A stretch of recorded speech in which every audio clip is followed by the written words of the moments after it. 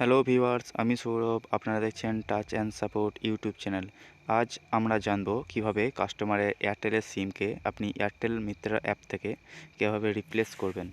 তো আপনাকে প্রথমেই চেক করে নিতে হবে যে কাস্টমারের এয়ারটেলের সিমটাতে ভ্যালিডিটি আছে কি নেই।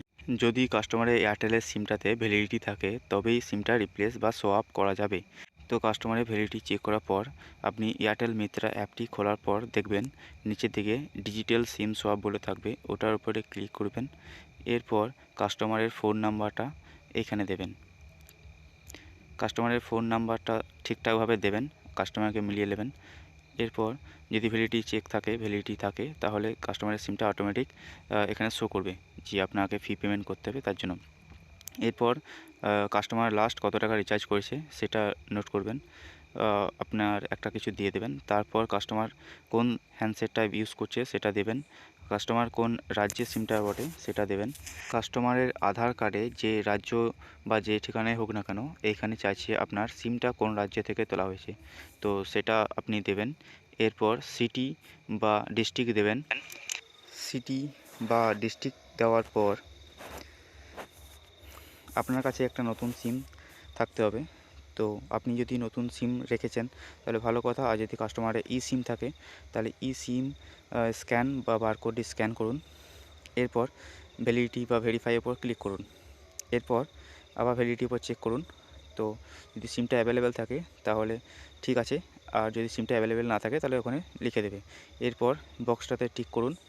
এখানে কাস্টমারের আধার কার্ড নাম্বার যদি দেওয়া থাকে তাহলে আধার কার্ড নাম্বার কাস্টমারের দেওয়ার দরকার নেই, অথবা যদি কাস্টমারের আধার কার্ড নাম্বার না থাকে দেওয়া তাহলে কাস্টমারের আধার কার্ড নাম্বারটা দিন।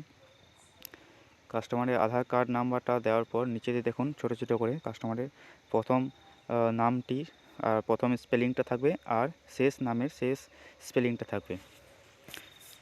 তো এইভাবে আপনি এখানে চেক করে নেবেন, কারণ এখন সিকিউরিটি পারপাসের জন্য আপনার কাস্টমারের নামটা শো করবে না। তো এক্ষেত্রে বলা হচ্ছে যে কাস্টমারকে আগে জিজ্ঞেস করে নেবেন যে কাস্টমারের নামে সিমটা আছে কি নেই, না হলে আপনার সিমটা নষ্ট হয়ে যাবে, সেকেন্ড টাইম আর ব্যবহার করতে পারবেন না। তো কাস্টমারের আধার কার্ড নাম্বার নেওয়ার পর আপনি ফেস অথেন্টিকেশনের মাধ্যমে করতে পারেন অথবা বায়োমেট্রিক মাধ্যমেও করতে পারেন। তো আমি কাস্টমারের ফেস অথেন্টিকেশনের মাধ্যমে করছি। কাস্টমারের ফেস অথেন্টিকেশন সাকসেসফুল হওয়ার পর কাস্টমারের নেম আর গার্জেনের নেম যদি আসে তাহলে গার্জেনের নেমটা দিয়ে দেবেন, আর যদি গার্জেনের নেম না আসে তাহলে গার্জেনের নেম আপনি লিখে দেবেন, টাইপ করে নেবেন। এরপর কাস্টমারের ছবিটা তুলবেন ভালোভাবে। এরপর এখানে আরেকটা এরর মেসেজ যাবে, এটা আপনি কন্টিনিউ করে নেবেন। তো কাস্টমারের আমি গার্জেনের নেমটা লিখে নিই। হ্যাঁ, গার্জেনের নেম লেখার পর ভ্যালিডিটির পর চেক করব।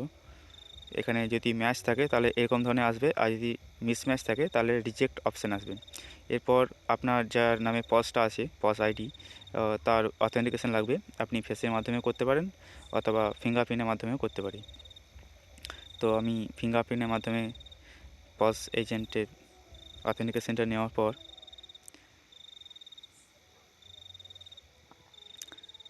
তো দেখুন প্রসিডের উপর ক্লিক আসছে। প্রসিডের উপর ক্লিক করার পর আপনার যে এয়ারটেল মিত্রা পিন নাম্বারটাই আছে সেই পিন নাম্বারটা দিন। এরপর ভ্যালিড পর চেক করুন।